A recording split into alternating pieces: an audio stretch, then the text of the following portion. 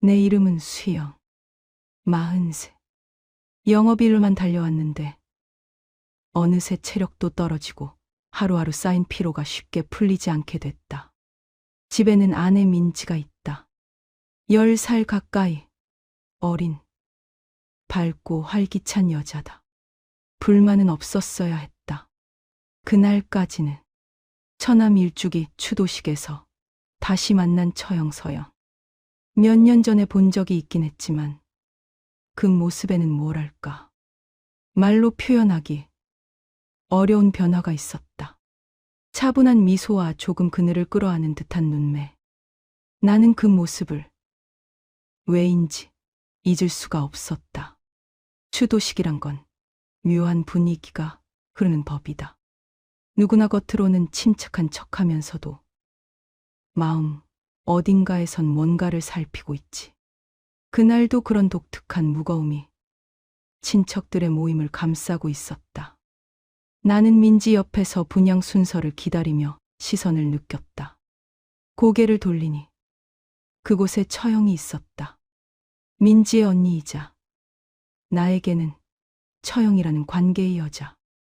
오랜만에 보는 그 모습은 예전보다 어딘가 여의어 보였다. 하지만 그만큼 그녀의 분위기에는 깊이 같은 게 떠올라 있었다. 긴 머리를 뒤로 하나로 묶고 차분한 색의 원피스를 입은 모습. 자세는 고닫고 등을 쭉 편 그 서 있는 자태가 묘하게 눈에 남았다. 동서. 오랜만이에요. 잔잔하게 미소 지으며 처형이 내게 말을 걸어왔다. 목소리 톤은 차분했고 아무렇지 않은 한마디인데도 가슴 깊은 곳을 간지럽히는 듯한 울림이 있었다. 저야말로 오랜만입니다. 나는 조금 쑥스러우면서도 인사를 돌려줬다. 그때 민지가 옆에서 작은 목소리로 속삭였다. 언니, 지금 남편이랑 잠깐 떨어져 지낸대. 그래. 근데 본인이 별로 얘기하고 싶어 하지 않는 것 같아. 그러니까 깊이 묻지는 마. 그렇구나 싶으면서도 내 안에 작은 걸림돌이 남았다. 처형이 눈 깊은 곳에 어딘가 쓸쓸함 같은 그림자가 있었던 거다. 그 후 추도식은 무난히 끝나고 친척들끼리 가벼운 식사 자리로 이어졌다. 성당 근처에 있는 한정식집 별실에 친척들이 모여 밥상을 둘러쌌다.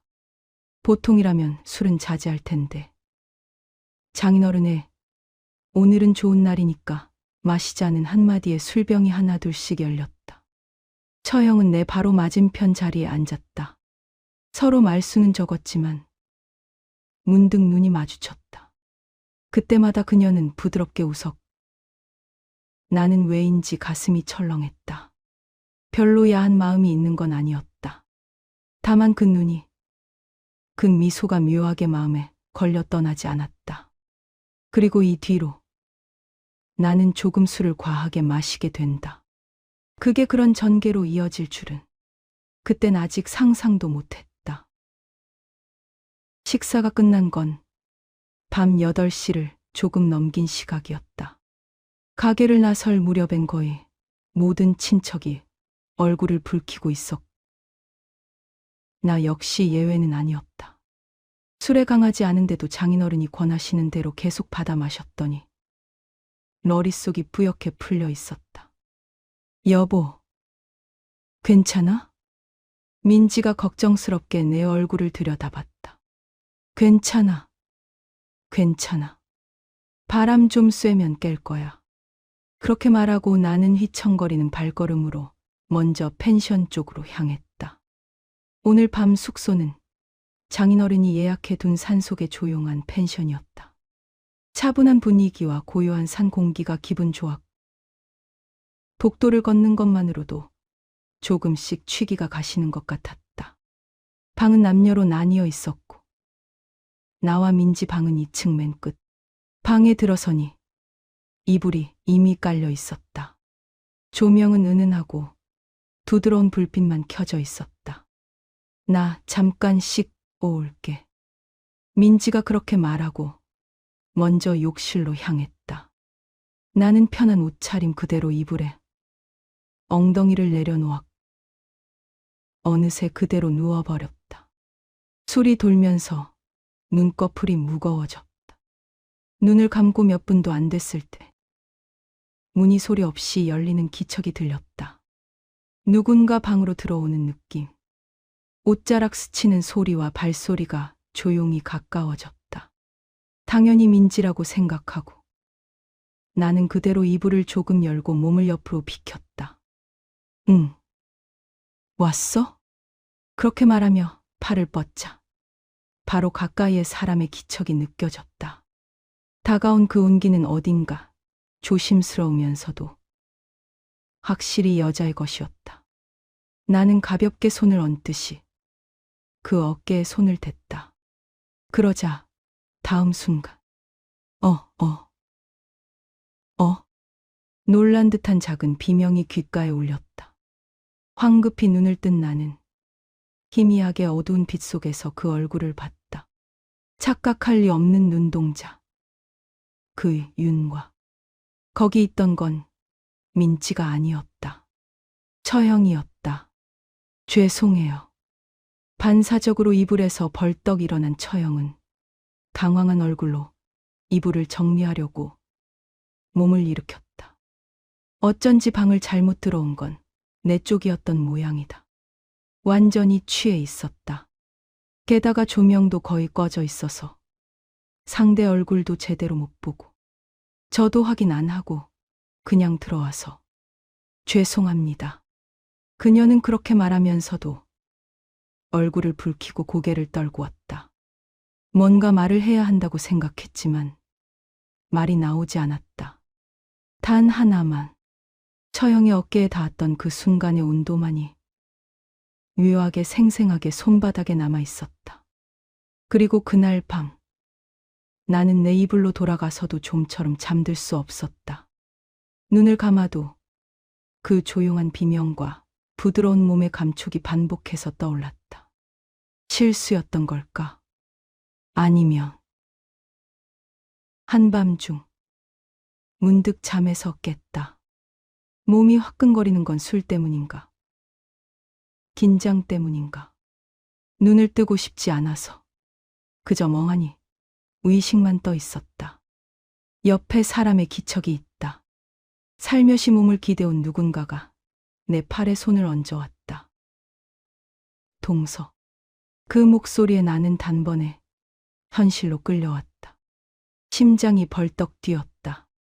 저건 민지 목소리가 아니다. 처형. 이불 속에서 우리는 거의 겹칠 듯한 거리에 있었다. 놀란 처형은 몸을 일으켰고 나도 급히 몸을 뗐다. 죄송해요.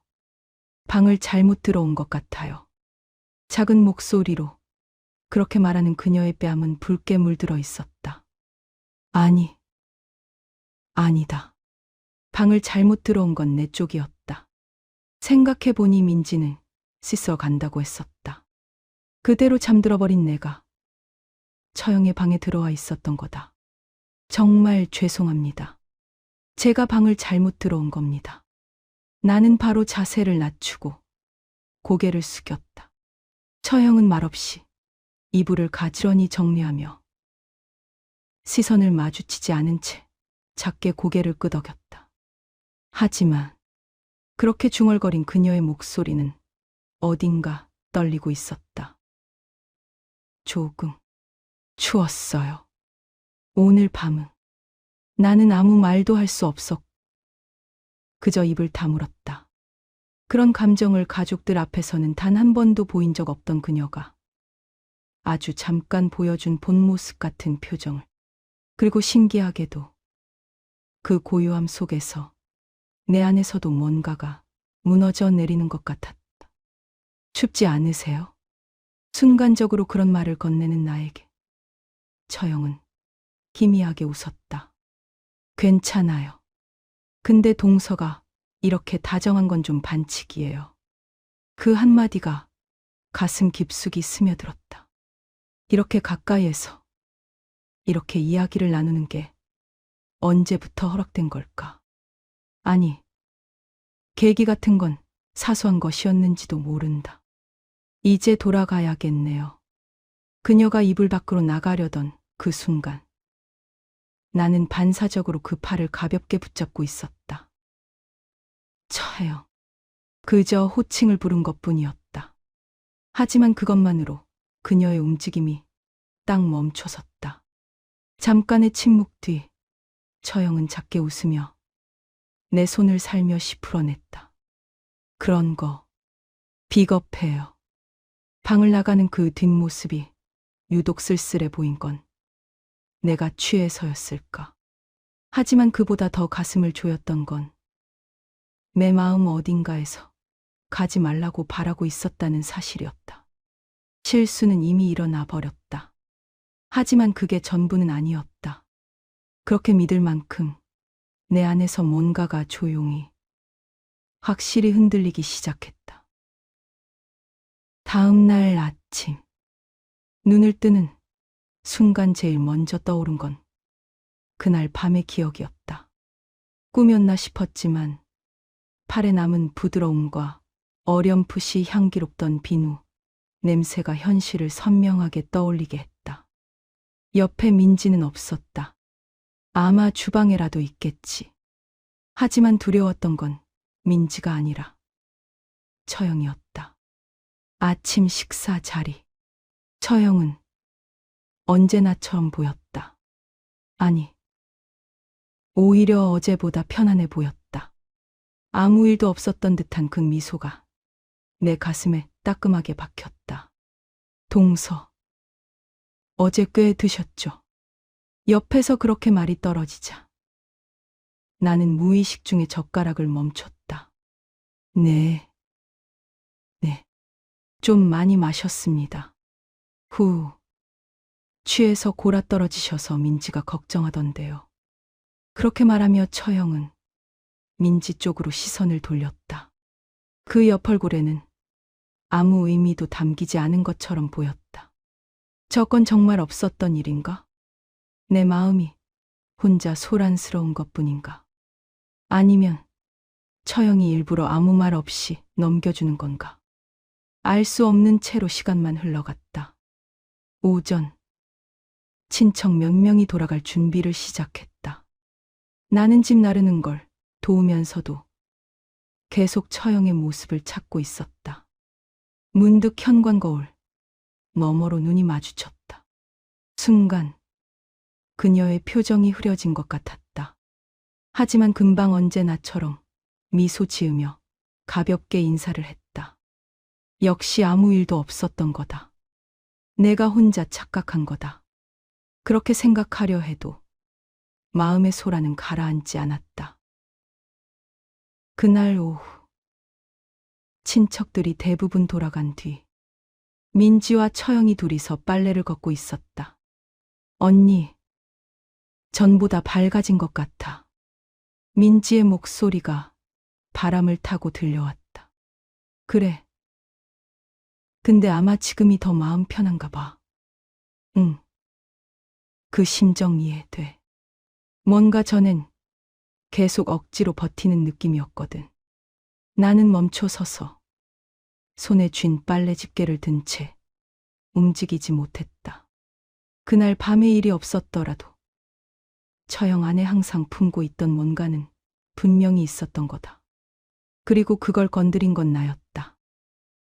저녁, 처형이 복도에서 스쳐 지나가며 작게 말했다. 죄송해요. 그건 전부 잊어주세요. 눈도 마주치지 않고 마치 바람에 묻히듯 작은 목소리였다. 잊을 수 있다면 얼마나 편할까. 내가 그렇게 중얼거린 순간 그녀의 발이 멈췄다. 하지만 아무 말도 하지 않고 그대로 조용히 가버린 뒷모습에 남은 침묵이 묘하게 무겁게 느껴졌다. 나는 그날 밤 내내 잠을 이루지 못했다. 처형의 목소리도, 표정도, 모든 게 기억 속에서 천천히 번져갔다. 그건 후회가 아니라 어쩌면 바람에 가까운 것이었을지도 모른다. 일 정리가 한 단락 지난 다음 날, 나는 민지한테 부탁을 받았다. 장 좀 봐줄래? 냉장고가 텅 비었어. 마침 처형도 부엌에 얼굴을 내밀었다. 저도 갈게요. 좀 기분 전환하고 싶어서. 둘이서 장 보러 나가는 흐름은 자연스럽게 정해졌다. 차로 10분 정도 거리의 마트로 가는 길. 차 안 공기는 신기하게도 편안했다. 조수석에 앉은 처형은 사이드미러 너머로 작게 웃고 있었다. 이 동네 옛날부터 하나도 안 변했네요. 반갑다. 그래요? 저한텐 전부 새롭게 보이는데요. 민지랑 어렸을 때 저 개울에서 자주 놀았어요. 그렇게 말하며 다리 아래를 가리켰다. 그 옆 얼굴에 문득 어제의 어색함이 스쳤지만 지금은 그저 잔잔한 시간 속에 몸을 맡기고 있었다. 마트에 도착해서 둘이서 카트를 밀며 매장 안을 걸었다. 민지는 장보기 귀찮아 하잖아요. 옛날부터. 전 장 보는 거 좋아했는데 동생은 금방 실증 냈어요. 시시한 대화가 오히려 마음을 가볍게 해줬다. 두부며 된장을 고르다가 문득 좁은 진열대 사이에서 손이 닿았다. 내 손이 그녀의 손등을 가볍게 스쳤다. 아, 죄송합니다.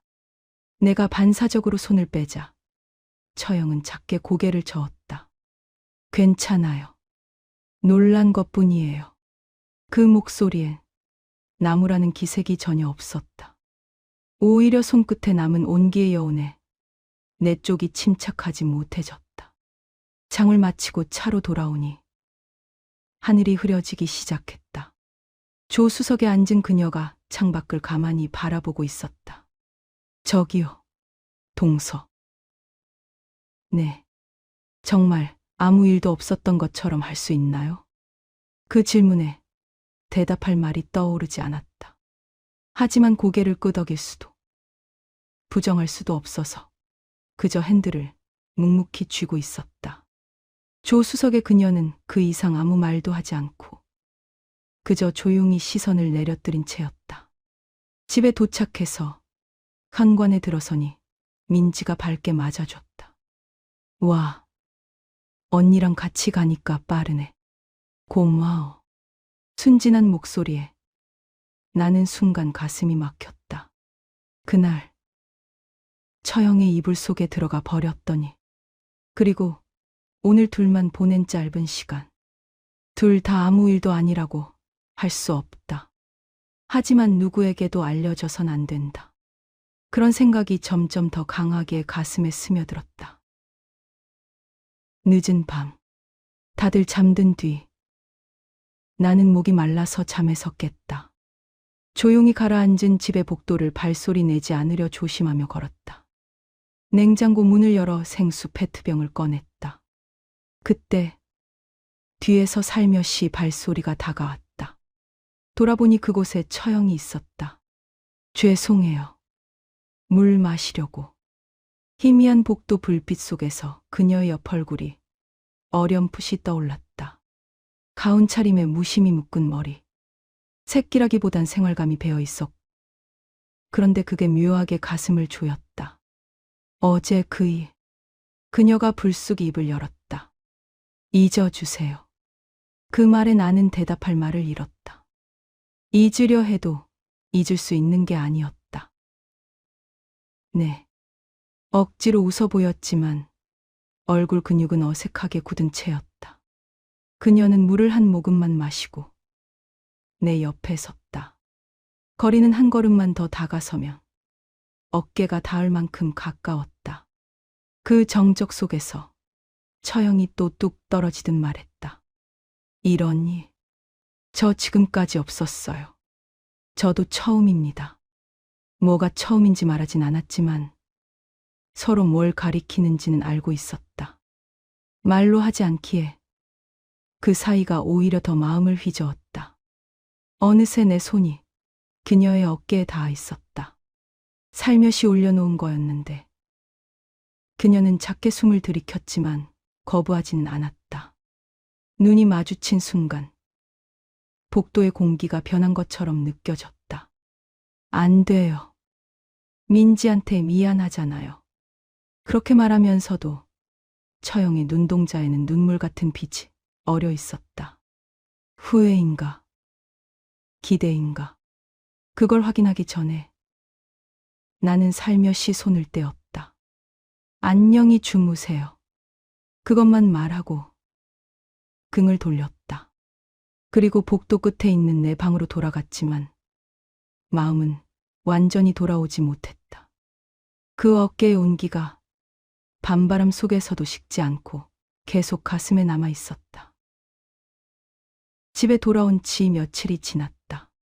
평소대로 일상으로 돌아왔어야 하는데 어딘가 몸속 깊은 곳이 차분하지 않았다.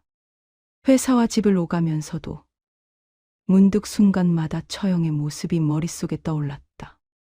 마트에서 꽃을 봤을 때도, 커피를 마실 때도, 그날 밤의 일이 불쑥 되살아났다. 단 한 번의 실수. 그렇게 스스로에게 말하려 했지만 그날 밤 복도에서 닿았던 어깨의 온도는 내 안에 확실히 남아 있었다. 주말, 민지의 제안으로 친정에 얼굴을 내밀게 됐다. 언니도 온대. 오랜만에 천천히 얘기하자고. 그 말에 내 가슴이 작게 뛰었다. 도착한 친정집엔 가족들의 웃음소리와 익숙한 냄새가 흘렀다. 부엌에선 민지와 어머님이 대화하고 거실에선 장인어른이 TV를 보고 계셨다. 그리고 처형은 마루에 앉아 작은 화분에 물을 주고 있었다. 그 옆모습이 마치 한 폭의 그림처럼 아름다웠다. 오랜만이에요. 내 목소리에 그녀가 살며시 얼굴을 들었다. 네, 잘 지냈어요? 별 의미 없는 대화인데 그 눈은 모든 걸 알고 있는 듯한 빛을 품고 있었다. 잠시 후 모두가 다른 방으로 이동했을 때 나는 마루에 남았다. 정원을 바라보며 처형이 뚝 떨어지듯 입을 열었다. 저 원래 생활로 돌아가기로 했어요. 처형의 목소리가 조용히 가라앉았다. 남편이랑 얘기해서 한 번 더 해보기로 했어요. 그 말에 가슴 깊은 곳이 꽉 조여왔다. 그렇습니까? 최대한 평온하게 말하려 했었다. 나 미래에 휘둘릴 생각 없었어요. 처형이 잠깐 말을 끊었다. 근데 아주 잠깐이라도 실수해서 다행이었다고 생각했어요. 처형의 눈이 나를 바라봤다. 눈물은 아니지만 뭔가 큰 것을 담은 눈빛이었다. 앞으로 만날 일도 적어질 거예요. 네. 그것만 대답하는 게 고작이었다. 누구한테도 들키지 않았다. 누구도 다치지 않았다. 하지만 분명 거기 있었던 마음이 가슴 깊은 곳에서 조용히 그을리고 있었다. 돌아오는 차 안에서 민지가 조수석에서 슬쩍 나를 봤다. 얼굴이 피곤해 보여. 그런가? 좀 잠이 부족해서. 내가 그렇게 대답하자 민지는 작게 웃고 앞을 봤다. 조용히 흐르는 귀갓길, 풍경이 왜인지 오늘따라 유독 흐릿하게 보였다.